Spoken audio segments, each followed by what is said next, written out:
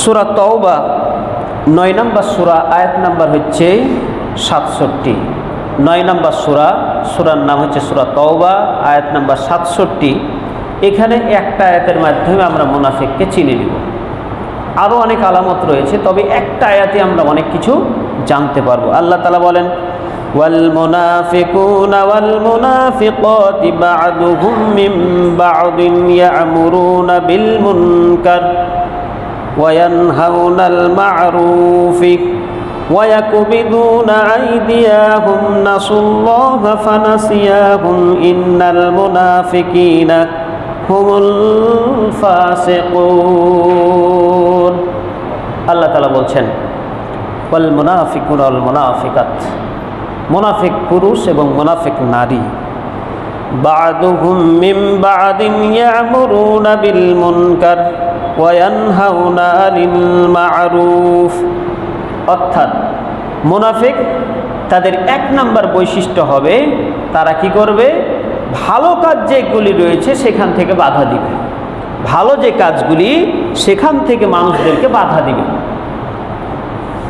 আর ওয়ায়ানহাউনা আনিল মা'রুফ, ভালো কাজগুলি থেকে বাধা দিবে আর অন্যায় যে কাজগুলি সেইগুলি করতে আদেশ করবে। মুমিনরা হচ্ছে তার বিপরীত, মুমিনরা হচ্ছে ভালো কাজের আদেশ দিবে, খারাপ যে কাজগুলি আছে সেগুলো নিষেধ করবে। আর মুনাফিক কি করবে?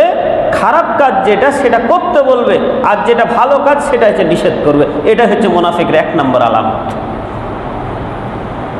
শুধু নিজে করবে না, অন্যজনকে এটা করার আদেশ দিবে, বলবে।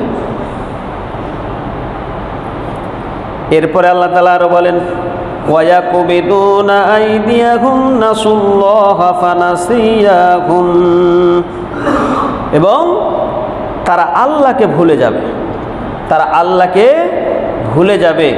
ফলে আল্লাহ কি করবেন? ফানাসিয়াহুম নাসুল্লাহা, আল্লাহ তাদেরকে ভুলে যাবে। কাল কিয়ামতের মাঠে যখন কেউ আপনার কাছে আসবে না, কেউ চিনবে না, আল্লাহ আপনাকে ভুলে যাবেন। কেন যাবেন?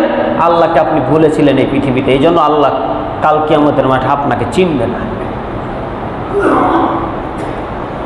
ইন্নাল মুনাফিকিনা হুমুল ফাসিকুন, নিশ্চয় মুনাফিকরাই হলো পাপাচারী।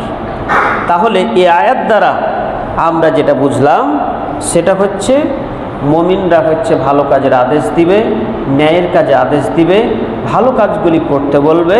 মুনাফিকরা হচ্ছে তার বিপরীত করবে, অর্থাৎ ভালো যে কাজগুলি রয়েছে সেগুলো নিষেধ করবে, আর খারাপ যেগুলি কাজ রয়েছে সেগুলো করতে আদেশ দিবে। যারা এই কাজগুলি করবে, আমি করি, আপনি করি, সমাজের কোনো মানুষ করুক, নেতা করুক, তাহলে বুঝতে হবে যে সে হচ্ছে খাঁটি মুনাফিক।